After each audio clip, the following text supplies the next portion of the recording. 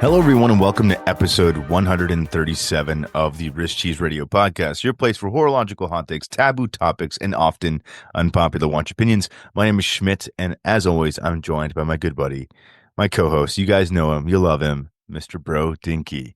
Bro, what's up?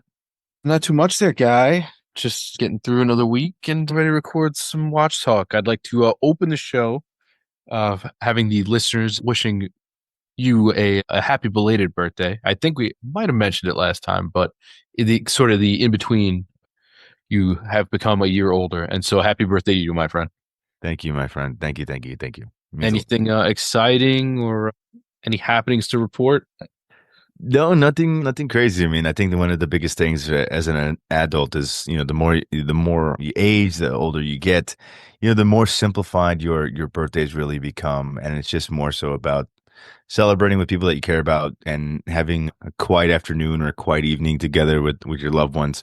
And I think that that's kind of the best way to do it. So nothing crazy, but nice. And I mean, I guess didn't get a new watch, but I did get a new toolbox, so I will take it.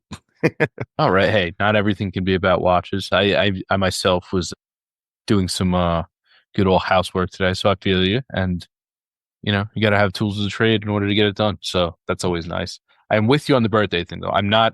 I think I've never been a huge my own birthday person.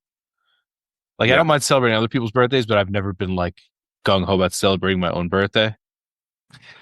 Yeah. I mean, I will say this, like the hardest part for me, like growing up, is like nobody was ever there to celebrate my birthday. And so and just purely by coincidence, because my birthday always fell through spring break. Oh, true. So like everyone was always gone. So like I would have to either like do a party before, do a party after. Nobody could ever come because they were on vacation. And so like growing up, like it was really hard for me to have a birthday or what I felt like a good birthday because like You couldn't throw a rager, right? no, it was like everyone was gone. Everyone was like spending money on vacation. Like you obviously weren't going anywhere because you're trying to have a birthday party. And sometimes if people did come, well, it was like the leftovers. I feel you. I'm a summer birthday, so we got lumped in that one Yeah. random day in June. They're like, okay, if you're a summer birthday, you can celebrate that day. And I'm like, this feels dirty. I don't like it. I know it sounds kind of weird to say that now, but growing up it was rough. Now so much it's not a big deal, but it was just kind of funny when I think back on it. I'm like, wow, spring break. I hate that time of year. That is funny. Yeah, I actually, I my significant other is she's all about her birthday, so like we are very incompatible in that regard. Hmm. And obviously, and I have the big 4-0 coming up this year, so she's like, we have to book a vacation. I'm like, this is not me. This is not what I do. I was like, I'm like, have you ever seen there's a meme of a guy celebrating New Year's, and it's the dude. I actually kind of used it recently. It's the dude sitting at the computer with his elbows on the table, and he's like kind of just like frowning at the computer, and it's like 12:59, and then it's like, or 11:59, and then it's 12 o'clock, and it's just him raising one hand in the air and shooting off a popper, and then the next one is like 12:01, and he's back to just glaring at the computer. Like that. That's Yeah. how I feel about my birthday. Yeah. Yeah, it makes sense. It makes sense. I'm with you on that. So I don't know. It's just I know everybody kind of feels differently about it, but It's honestly just another day. You know what I mean? that's And how I feel about it. I feel like I'm not a significant, I'm not somebody who's going to be written about in a history book. So at the end of the day, it is what it is. Let's thank you, thank you, thank you. Let's have some cake, keep it moving. yeah, keep it moving is right. Keep it moving. It's fun though. It is whatever. What are you gonna Yeah, do? right, right. But then also when you have kids, you now you have to go big on their birthday, which all Oh yeah, that's that feels a little better. I don't feel as awkward about that. yeah. I'm like, My daughter woke me up. She's like, "Dad, it's your birthday." It's like, "Where's your party gonna be?" I'm like, well, is it sweetie, when at you're old like me, Chucky's? people don't really throw you parties anymore. You're just gonna text everyone to show up at a location and we drink beer. Are Like, you getting toys? yeah, like no. Like, why? Well, why not? I'm like, why aren't you getting toys? I'm like, oh man, if only you understood. If only you understood. Yeah, that's funny. All right. But I guess we'll just hop right in. Decent amount of new stuff this week, kind of all over the place. Let's touch on the Timex has a Mark 1 automatic. It's a little different from their more recent iterations of this watch have come out. I mean, we've seen a smaller one that's a mechanical. We've had plenty of quartz models, but this one is automatic. It's 40 millimeters, 12 millimeters thick, which is not too bad given that sometimes Timex could still get a little chonky in the automatic department. Comes on a really nice kind of a textile, maybe a sailcloth strap. I can't really tell, but I really like it. I like the Mark One font. It's kind of subtle, but it's kind of got that like disconnected military look to it. Yeah. And yeah, they got the Martini Olive second, which I really love, and the indices are really nice. I like the. I always like these. I don't know what you call them. They kind of look like mini home plates. Did But did I miss the mechanical version? Did we talk about this before? oh, I'm talking about the old. Like they released it a while ago. It's the 36 one. I have it. It's like kind of greenish. You know what I'm talking about? Maybe. This is not that recent at all. I actually think I have it sitting here somewhere, but You're talking about the it was kind of like the one that like competed with the khaki, right? it's like this one. Okay. That's got a green dial, right? Yeah, that's what I'm talking about. It's not the Okay. exact same watch. It's just Because they released a new mechanical version with a black dial. It's on the website right now. oh, that's It interesting. is I, it, I it did says not the even know flag that. it says the flag new. So basically they released, several different versions of the Mark One. You have the 40 millimeter automatic in two strap options, olive drab strap or khaki strap. Then you have the Mark One like resin cased Right, I watches. Those are saw those. 36 Got that millimeter. got that on the docket. Yep. Yep. Yellow and orange. And then there's a 36 millimeter hand winding Ooh, they snuck Mark that One. in. Yeah. I thought it That's why was I the was like, did same I one. miss this? Did I miss this? I'm like, this is kind of sick. And there's only a $30 difference between the manual and the automatic. It's Uh, kind of nice. I mean, I'm kind of digging this 36 mechanical. I'm not yeah, gonna no, lie. I like the one I have. It's really nice. They snuck this in because I saw a ton of press on the 40 and I saw a ton of press on the The resin. resins, yeah. I wonder if they just kind of put this one in here, see what happens. Yeah, I mean it literally carries the flag on the top of the picture. So it's like new. Like this is part of the new collection, right? Because like I know we've covered the other ones before, like the older versions, and Oh yeah, that's you that's know, nice looking. On that, it's it comes out of NATO. yeah, it looks good. Because even like the hands and everything are different. Yeah, you got more like the home plate design on the other one. You have more of like the rectangular, kind of more vintagey look on I the other see one. that. I do like that these are not the same watch in two different Yeah, sizes. yeah, me too. Wow, I love finding out things on the air. I was just like, hold on, this is completely unscripted, completely unplanned. Have we talked about this? Oh man. Yes. Yes, yes. No, it's 36 is really nice. I could definitely mess with this. Oh, absolutely. I knew that's why I had to mention. I was like, this is right up your alley, dude. Mhm. This is right up that alley. You could also get you a Timex Mark One Fortnite, just in case. Just in case you were big into that, Well, actually, I'm sorry. It's out of stock. Oh no. It's a product of its own success. Yeah, my kids are like getting to that age now where they're Oh into my like God, kill me. internet trends. And I'm like, oh my God. Like it was the first time I heard a 5-year-old say skibbity toilet. I was like, Hey, hey, do we actually know what that means? no, Like, nobody knows what it means. It's a guy's head in a toilet. That's all I know. okay. Like they found Really? YouTube and now all I hear is like Sprunky Oh my and like God. Sonic. Like they're not they like Sonic, but then there's like these weird like deranged Sonics that are out there somewhere that have like sharp teeth and look really weird and stuff. And they're like they all have nicknames. And I'm like, what who makes this stuff?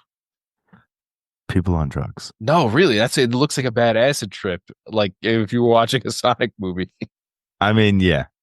Yeah.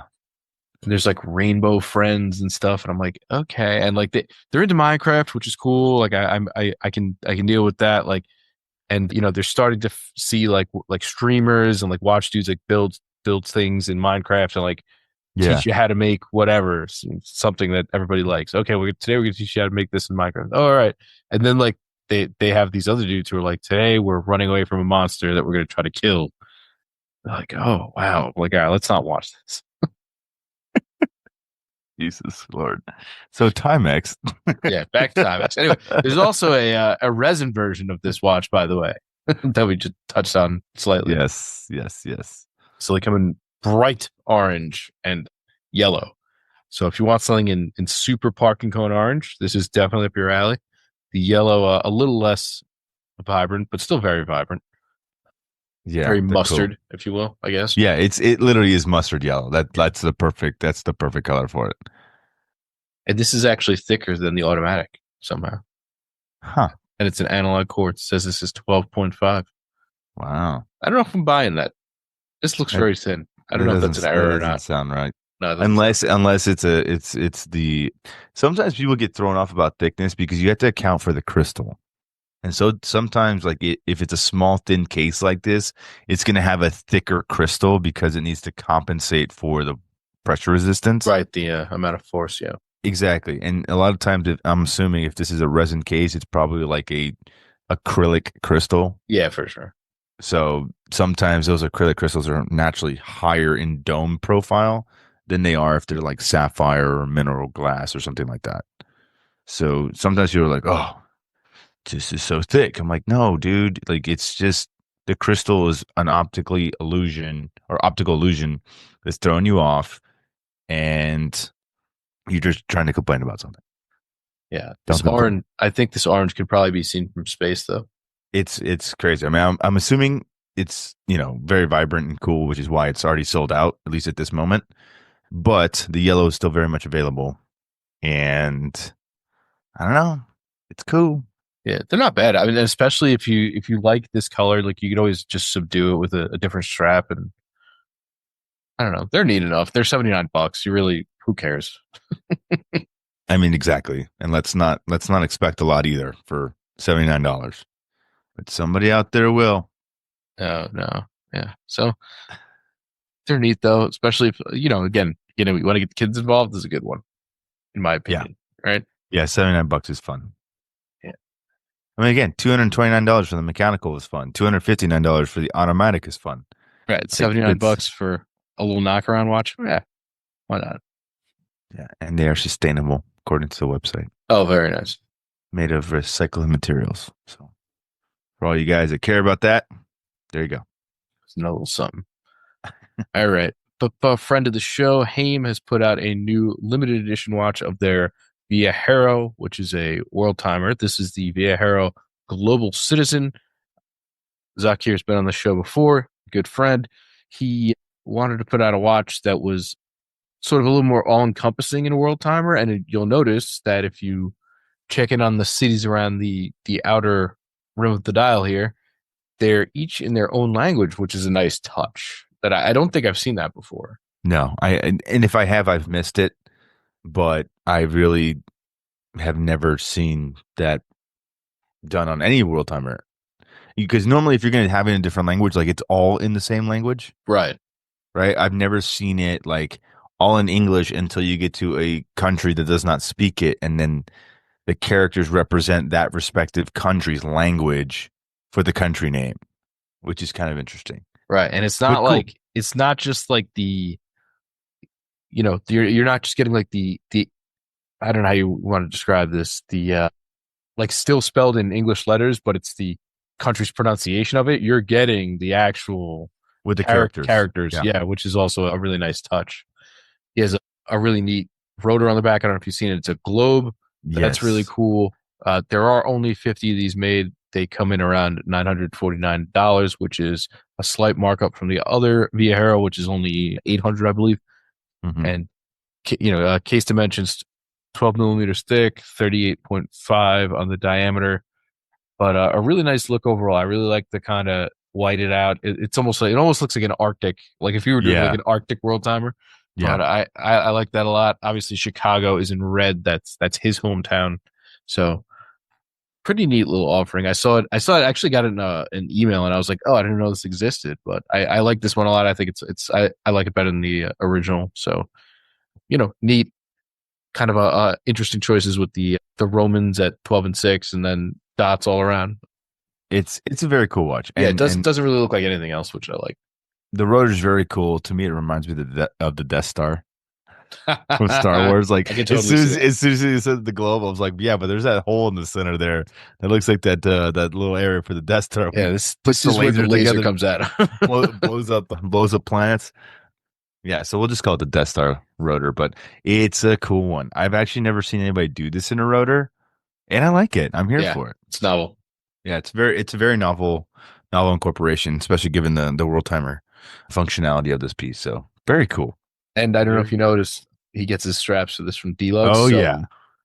So not for nothing. I mean, even if you were, you're going to be combative about price. Like, I don't know if you've seen what Deluxe straps are going for these days, but like, They're up there. yeah. So you're getting in addition to a watch that's pretty neat and limited edition, you're also getting a pricey strap. So I mean, not And, to say they're not high quality, but yeah, I was gonna say, and a very high quality pricey strap at that. yeah, no, they're very nice. That's the other aspect of it. It's like the straps are actually well made. So Yeah, it's always kind of funny to see companies like that sort of come of age throughout time. Like I remember when Deluxe, not that they were like super affordable, but they were very reasonably priced. And over time, mhm. they've had to raise their prices on things for a variety of reasons. I mean, we've seen the sort of the global commerce shift and everything, but they're sort of up there now, and there's plenty of other strap makers that are above that, but they're sort of known throughout the industry as somebody who delivers a quality product, and you know they've just sort of spread their wings over time. But Yeah. I've never had anything bad to say about them, to be honest. Okay, I guess while we're on sort of whitish limited editions, Brew just put out a new model with worn and wound. It's a chronograph. It's full loom, which I really like. It's the chrono regulator Lumint. Kind of a strange name, but I'm sure it has some sort of a meaning behind it. Sort of a 36 millimeter case, 10.75 thick. You're getting a VK Seiko movement in that, which is a Mecha Quartz chronograph. But I think this is probably my favorite brew stylistically. I want to say, Yeah, it looks good. I've never really had one that jumped out at me. That was like, dude, I think I need this. I like this one. I like this one a lot, actually. I think it's just, I think it's probably because it's just offbeat. It's kind of out Yeah. of the typical brew. I mean, brews always sort of had that. Gosh, I don't know what time period it is, but it feels like it's from a certain era, and like the color scheme very much fits that. Like you always have a lot of like blacks and like some gold touches, or so they're always Hmm. very like subdued. Like this one's a little more out there, and especially being full loom, I dig it. I do, and I Yeah. really like the little one of the little subdials with a little lollipop on it. I like that. It's a nice touch. It's cool. I mean, to your point, like I think the biggest challenge with brew is like you're dealing with a design aesthetic that's very much like late 60s, early 70s, based on colorway, based on, these big bold primary colors, big, tonneau shaped designs, that kind of stuff. So it does kind of feel like it's very specific to a unique time frame, Right. and that's not everyone's cup of tea, right? This I see what you did. this here though is something different. It's all monochromatic. It's white on black. The loom dial is very cool. And they've had a previous version Lumint is just like in their other collection, but this one is very cool. Like they did a Lumint dial in the retrograph, which is kind of like their more like, bicompacts, chrono, mecha quartz, that kind of thing. Right, their familiar look. Yeah, they're I think their original design, if I'm not mistaken.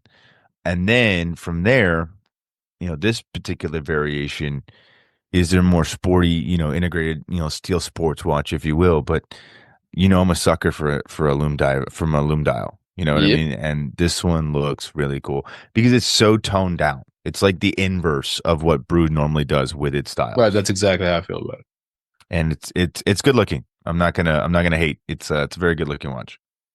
Yeah, and it's a little, it's a little more interesting than your typical layout. I mean, you're only getting one hand outside of your chronoseconds hand, so Hmm. I Hmm. mean, you still get your hours and everything down below, but it's something different, something a little talking point, Yes, sir. Yes, and sir. It's good. you get some neat textures, some concentric circles and stuff within the subdials on the dial itself, and then the little coffee bean somewhere and up in the middle there. But yeah, neat, stealthy, kind of out of their typical playbook. But I think that's why I like it. Yeah, I agree. All right, Hamilton has put out some blacked out versions of their Intramatic Auto Chrono. This is a watch I'm typically a fan of, even when it's not blacked out. I'm a big fan of their regular offering of this one. It's a bicompax. If you're not familiar with it, it's a 40 mil. Case height is 14.45. These ones are PVD coated, and you can get basically different accent packages. So one is just kind of plain white, one is yellow, one is bright orange. Actually, strangely, very in line with the Timex as we were just talking about. Must be the racing colors of the year. Hey, You know what I mean? I guess Yellow and so. orange. Yeah, yeah. But no, these are very handsome. I mean, if you're somebody who likes a lot of the, I guess the look of things we were talking about with, say, like the Doxa carbons, where you like that stark contrast of a very vibrant color on black, whether it's PVD or carbon, whatever it is. This is neat. They kind of weave it into the strap as well, Hmm. and Hmm. around the bezel, which I really like. So, like I said, I'm a fan of this watch to begin with, but I think this is just a neat variation on it. I'm not sure which color I like better. I'm actually kind of leaning towards the yellow. I'm gonna be honest. Really? I like it. I do. I like the hue of yellow they took. I think for me personally, it's just the white and black. Like I don't know, something super stealthy about it. Something that makes it like a strap monster if you really wanted to go about it. But I just think that this collection, I mean, we've talked about it over the years. You and I are both a big fan of the collection. I know the biggest complaint here from this collection is the lug to lug distance. It's kind of long on the lugs, and it's a little bit thicker of a movement because it is a bicompax chronograph with an automatic capability, right? Right. Yep. They kind of solved this a few years ago with the mechanical versions of the Intramatic Chrono that helped thin it down. But I mean, it's still just a case design. It's a little bit bigger than I would normally like. I think if you did this in 38 or 39, it's going to feel more like a 40 rather than in the 40. It kind of feels more like a 41, 42, but still a very wearable case. And especially now that it's in black, it's naturally going to be slimming. Yeah. So you can probably get away with wearing something like this on your wrist because it's naturally going to look smaller anyway. Overall, all three colorways, all three versions, I love. If somebody gave me one of these watches and said, "Hey, which one do you want to take?" I would be happy with either one of them because they're all very cool. Yeah. And especially for racing colors and things like that, like, this is a bold design. Like, black and yellow will always look good. Black and orange will always Yeah. look good. Black and white will always look good. So it does not matter which colorway you go with. It's a safe bet either way. It's just whether or not you want to be a little bit more sporty or if you want to be a little bit more reserved.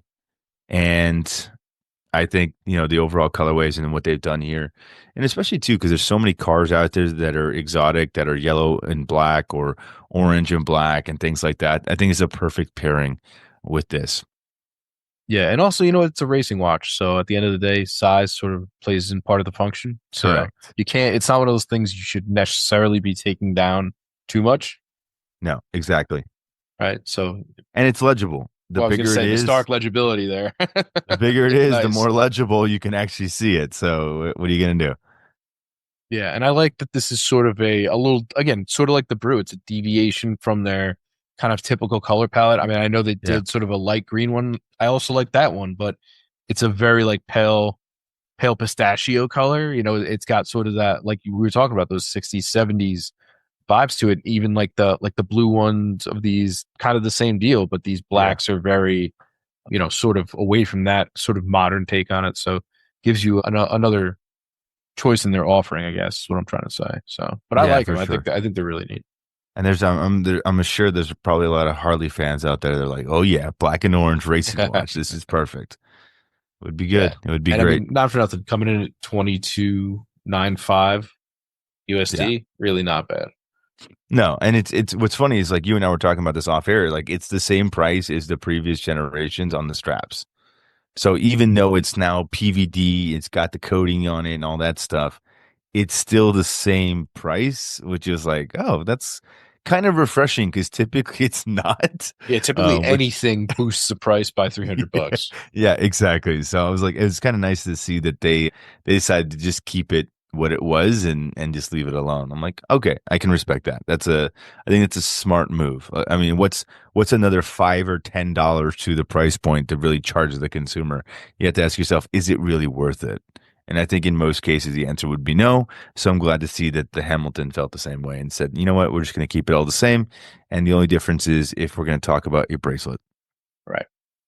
All right. I'm not sure if everybody's seen this one yet, but the Moon Swatch is now coming out in dun, dun, dun, dun, bright pink. We are getting Yeah, a bright pink moon phase version of the Moon Swatch.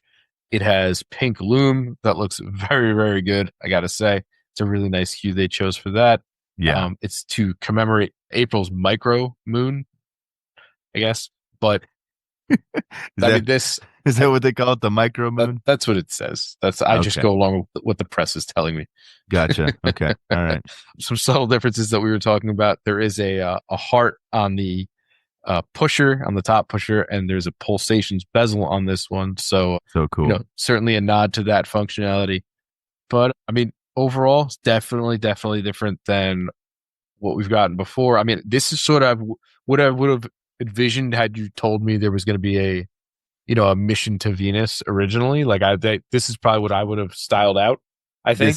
This, yeah, I, yeah, I agree with you. But I'm it's kind neat. of I mean, kicking myself. it's I'm kind of definitely kicking it's myself. definitely out there. I mean, look, it fits very well in what a lot of things that I like to partake in throughout the year. But Yeah, but no, there dude, it's cool. It's sort of overly pink, but I think that's kind of the point. It's something I that'll could definitely not be repetitive in your collection. no, and I think that that's kind of the big focus here. Let's be honest. Like this is yeah, the reality is we don't need this watch, but here's the flip side. People want this watch, myself included. Like nobody needs this watch, but why the hell not? It is so cool. And this is kind of one of those watches that's interesting because at the end of the day, it's a pink watch, but there's nothing in it that's overly feminine about it. Because when I look at my Venus watch that I have, and again, I'm saving, a lot of these moon watches I'm collecting for my kids. And the Venus one, I was the first one that I purchased. It was the first one I had the opportunity to purchase back in 2022 when you could not get them. And I was like, well, I may not have another chance to get one, so I'm just going to go ahead and buy one. So I bought that one. I'm like, you know what? I'm going to save this for my daughter or my wife can wear. My wife didn't like it. So she's like, you know what? We'll just save it for the girls. Turns out my youngest, or I should say my oldest daughter, her favorite color is pink, specifically this new shade of pink. So of course the pink moon phase, she saw it and she's like, yeah, that's the watch.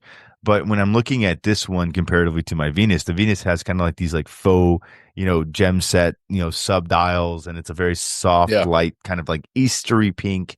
This is very much like a Pepto Bismol pink, and I'm here for it. And there's nothing that's overly super feminine about its design. And I don't have a moon phase moon swatch yet, so you know what? I'm just gonna have to find one. So, I also thought it was funny that Hayek pulled the Daniel Craig with this one. oh yeah, he did it himself. Like he Sort of was just dropped the photographed watch wearing on it. his own. Yeah. I was like, that's kind of cool. That's a way to save. That's a way to save cost. But yeah, it's cool, man. It's a moon phase version. It's a panda. It's pulsometer scale.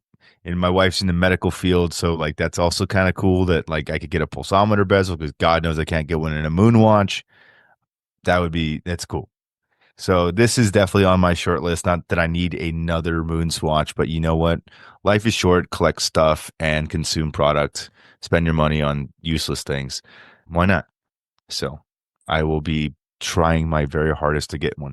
Now, this is going to be a thing. It's going to be sold on April 1st. It is not a joke.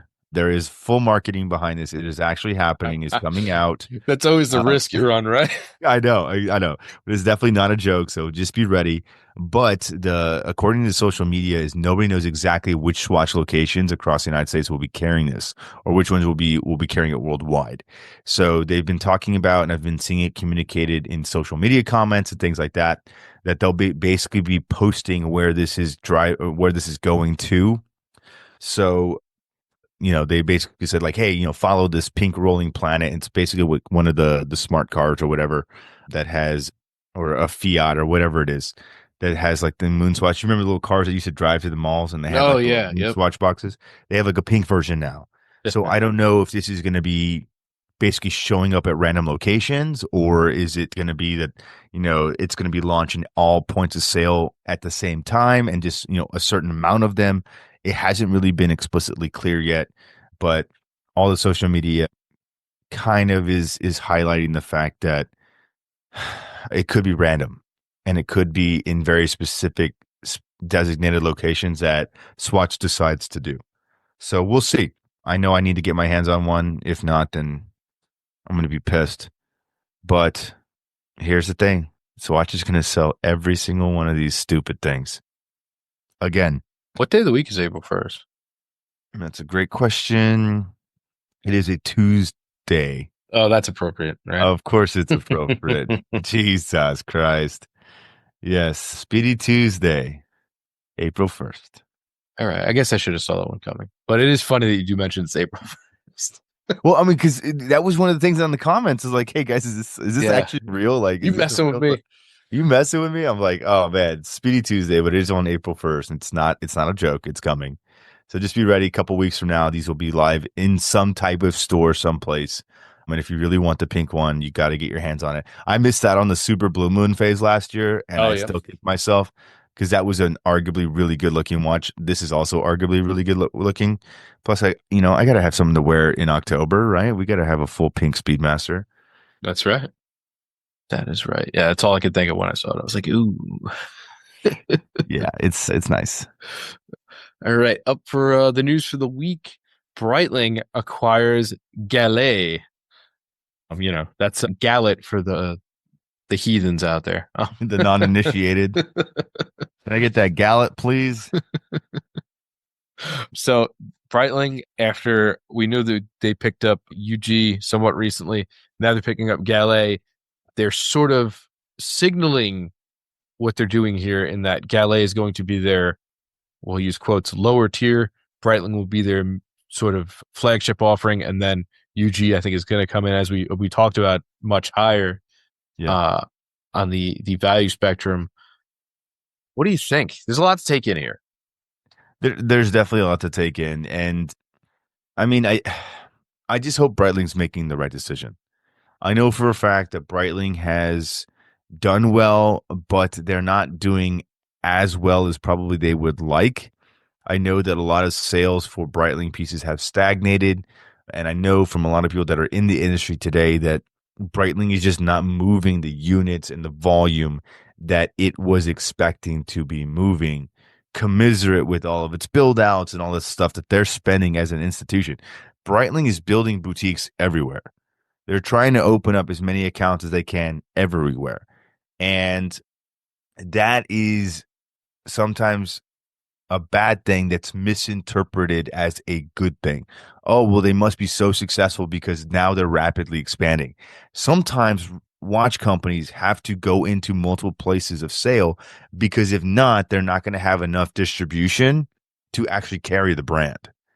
So sometimes when you see, watch brands being like, all right, we're popping up here and here and here and here and here within the same city, it's because one retailer cannot sustain Breitling's presence in that one respective city. So they need to utilize four different other retailers to basically sell the numbers of one. Does that make sense? Yeah. It's just you have to oversaturate your own area in order to compensate or maximize your selling ability. That's usually not a healthy thing in the watch industry. It's usually a sign of bad management or lack of sales. So you increase the volume, increase the product availability, increase the points of sale does not necessarily mean you're healthily operating. It's kind of a band-aid solution. Now, we talked about Breitling and UG last year when the news broke that they were going to acquire UG and relaunch the brand, which again, I think a lot of people were excited for. You and I were very skeptical at that time of like what that really meant. And just to kind of refresh everyone's memory, Breitling, acquires UG. It was really kind of the at the behest of George Kern. He wants to bring that brand back, resurrect it. It's a zombie brand, so it basically was defunct. It's got a soft spot for some collectors because they've been looking for these vintage pieces. But I think you and I both came to the conclusion with last year is it's going to be a tough sell for a lot of people to bring this brand into the modern day and offer it at a price point that's going to be attractive to the consumer. We had talked about UGs, like they said that they're going to be higher than Breitling. Well, how much more higher are you going to be if Breitling's already selling watches at $10,000 to $15,000? Right. And remain competitive. Exactly. So I think people like the idea of UG coming back. But to recap from last year, it's not the UG that you think is the budget brand that you're going to find on eBay from 60 years ago, 50 years ago, 40 years ago, whatever it is, right? It's not going to be the same UG. It's going to be an upscale, elevated brand that I honestly don't know who's going to consume it. Because let's say that it's $25,000 average price point. I mean, Pretty penny. that's a pretty penny, and there's a lot of competition in that price point that's already established. Yeah, and below, not to mention, right? And exactly, Like and below is I feel right, like all exactly, that stuff also has to be lumped in because it's all going to be taken into consideration before you fork over a large sum of money. for sure, for sure. So I don't know, man. It's an interesting piece of information. I mean, it's an interesting thing that they're trying to do, and now we're trying to see them do it on the lower end spectrum with Gallet. And I think, and I hope and I pray that I'm wrong, but I think part of the big problem right now with Breitling is they're overextending themselves, not only with their own company, but now with two additional companies. And that can never be a good thing. It's not just Breitling you have to worry about. Now it's UG and it's Gallet. And they've said publicly that Gallet is going to be selling watches within the $3,000 to $5,000 price point, which I think we can all agree is great. Yeah. It's a phenomenal price point, especially if you're getting a heritage brand, mechanical chronographs, things like that. But just know it's probably not going to be in-house. It's probably going to be a sourced movement. And in that price point, you're comparing directly to brands like Longines, brands like Tudor, brands like, Nevada Grenchen on the low end, right? Those are established at this point. I think if you ask anybody today outside of the watch industry if they've ever heard of the watch company Gallet, it's probably going to be a pretty big no. You mean Gallet? Yeah, exactly. Gallet. Probably going to be a pretty big no. So I don't know, man. I think it's good for the industry to really shake things up, but I also it's only going to matter if it's going to be able to be executed correctly. You know what I mean? Yeah, that's just always the hump to get over there, isn't it? I mean, and it's stupid to say that, but it's 100% true. It, you know, it's only good if it's good. Yeah, to say the least.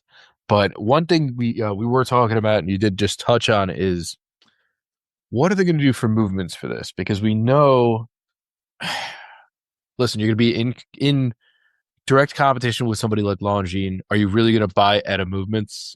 I'm not so sure. I mean, Solito, maybe. yeah, Solita is the only thing that's really going to make sense, especially because they do have some established chrono movements. Because I mean, like, you're not going to buy from Etta if Etta's going to be supplying movements to Longines, right? I mean, maybe you do the Breitling shared movement, That's what like I was kind of thinking. Yeah, I mean, they have the shared movements with Tudor from correct, correct. Tennessee. Like maybe they try to do that, but those are. I mean, if you remember the watches those going, they're not small, they're not thin. Like I don't Yeah, know. I mean, I'm the Tudor Daytona is a thick boy. That's a chonky boy. It's a chunky boy. It's a slab-sided case. Every time I see somebody wearing it, the first thing that I notice about them is them constantly tugging on their watch because it's so thick, it's so top heavy, it wants to roll all the time. They're constantly fidgeting with how thick it is. And this isn't something that I've just observed one singular time. It's something that I've observed multiple times with different people, different parts of the country, and it's constant. They're always flipping it back and forth because it's naturally rolling over. And I think if you're trying to really capture the hearts and minds of the people that would be interested in seeing Gallet resurrected, they're looking for super thin, classically proportioned chronographs. I just don't know if you're going to get that. Yeah, I agreed. don't know if you can get that. It'll definitely be interesting to see. I mean, I think we're still kind of waiting to see about UG still, although now, for the most part, for a lot of people, it's going to be unattainable. But I think for the lot of us want to see sort of the execution, see how it rolls out, and then to have this on top of that. I mean, it look is it does it make sense from a if you're a brand and you want to try to tackle multiple markets? Yeah, but in a world that's kind of in economic turmoil and your initial brand is maybe not crushing it and are kind of expensive to begin with, Mhm, mhm. it is tough. You have to keep all your boats afloat. Yeah. So it's going to be interesting to say the least. I don't know. Listen, maybe they have a boatload of cash to burn and they just don't care. Fine, I'm, good. You I know, mean, I hope that that's the case. I hope that that's the case. But the other thing too, and we talked about this with UG's example last year, is like, what models do you launch? yeah. And I mean, Gallet, I don't think their catalog was gigantic, right? No, They their they had focus their the focus flying was officer, Chronos. That was really kind of the main focus. And right? The and Multicron, I know is another one. Like I don't know that many references off the top of my head of Gallet.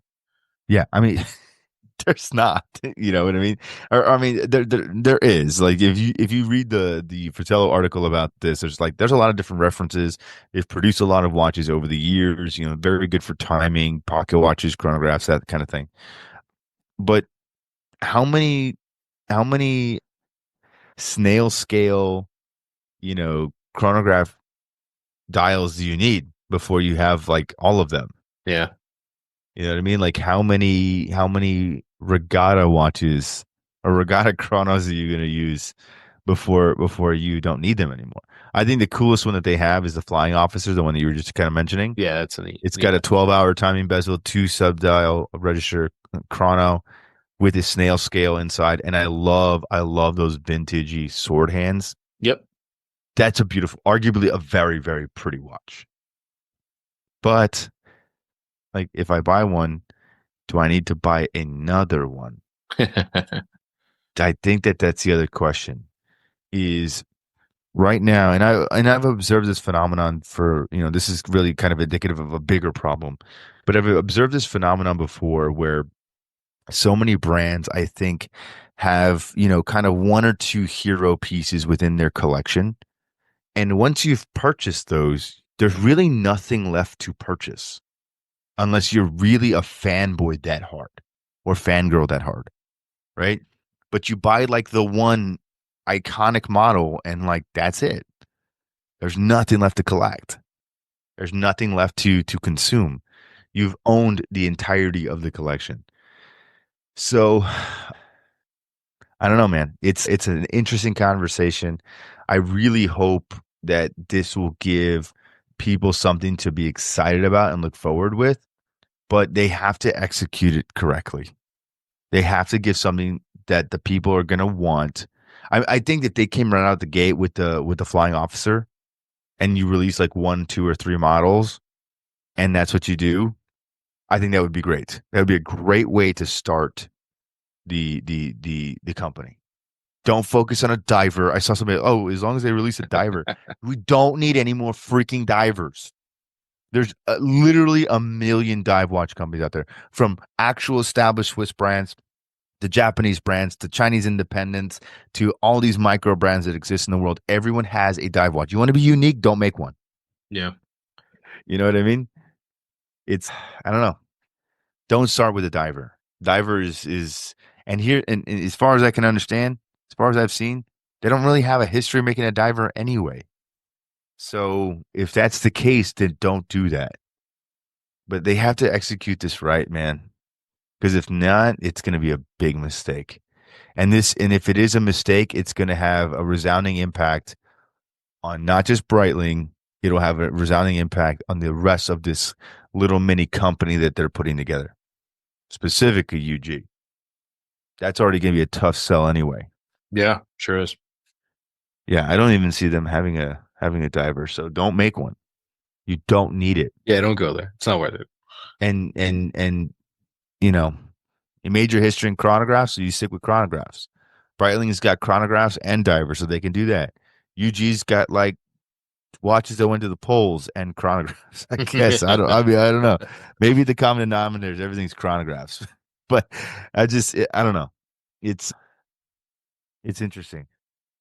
Yeah, I don't think a lot of people are necessarily in one camp or the other. I think we're all sort of just waiting to find out. And here's the thing, and this is another valid point, is that many people in our little niche community, they like to say what they want and then they don't buy that. Oh yeah, 1,000%. I mean, everyone is a keyboard warrior, an armchair quarterback. Like nobody actually puts their money where their mouth is when it comes to these things. I've been saying this for years. Like the guys that were like, yeah, man, if it was only 37.5 millimeters, I'd be a buyer. No, you're not. No, you wouldn't. Okay. Oh yeah, man. If they came up with a chrono, vintage style to 38 millimeters, as long as it's 9.5 millimeters thick, that's not possible. Okay. You cannot always do these things. And at the end of the day, like something's got to give. But I think too that sometimes the brands themselves get misled with the idea that, the whisk community, the watch collector community, you know, is not the major purchasing demographic. Sorry to say it, maybe that's a hot take, but sometimes I think we forget that we account for maybe 1% of all of the potential clients that would be interested in something like this. Brands are trying to make watches for the mass public. Yep. It just so happens a fraction of that mass public is the actual watch collecting community itself. But other than that, they're just trying to make watches that appeal to everybody. The guys who are buying Breitlings are not diehard watch guys. They're Breitling guys. Does that make sense? Yeah, I Like was if you're a watch guy, you buy a Navitimer and you never need to buy another Breitling. But the guy that's rocking an emergency is not a watch guy. That's a guy that's like, I need this watch because I could die. You know what I mean? Like I don't know how else to explain it. It sounds weird, but you just and I've gotten my fair shade of my fair share of this. Reading the comments about my favorite brand, Diver 300 meters. Oh well, they need to taper the bracelet. Well, first off, you can't taper that bracelet's design. It doesn't work. So you have to come up with a new bracelet. But here's the thing: 95% of the people that exist in the world that don't read the forums, aren't chronically online in the Houdinki comment section. They don't care. They don't know that that's even a problem for some people. oh, then you get Milanese. It's like, what is this mesh nonsense? Exactly. Right. But the average consumer is just like, oh, that's cool. Oh, I like how heavy it is. It must be a nice quality watch. Oh, it's blue. Fantastic. Blue's my favorite color. Boom. Purchased. Like sometimes it's that simple. But the watch community itself sometimes thinks that brands need to cater to specifically them.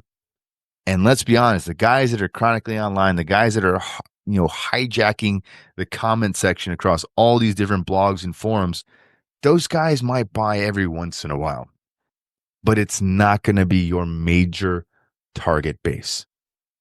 Yeah, and also like I was having this conversation with Mark from Long Island Watch about he has a pretty diverse offering that he puts out, and he's like every comment is I want smaller case, smaller case, smaller case, whatever. He goes, do you know which one of the models sells the best? The 42 millimeter.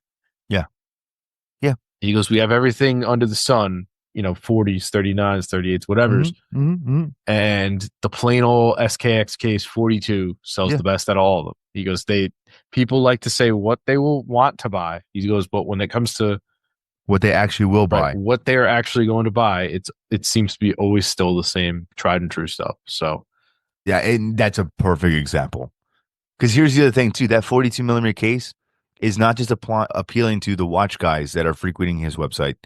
It's appealing to the average dude that just stumbles across his website through an algorithmic induced shopping post highlight on Instagram or Facebook or whatever, right? Like, and he ends up there. He's like, "That's cool. It's black. It's 42 millimeters. I've heard that's a good size. That looks like it's a good size for me. I'm just gonna buy it." Oh, the moon watch is too big. It's been 42 millimeters since 1965. Go work out at the gym. Make your wrists bigger. I don't know what to tell you. Like, this is crazy. Oh, I mean, they really should make the moon watch 39 millimeters. How about no? they make a reduced, go buy one. Uh, but again, like the moon watch is 42, homie. You want a 39 millimeter chronograph? Buy a First Omega in space. That's not a moon watch. Right. You want a smaller than that? Then buy a Speedmaster 38.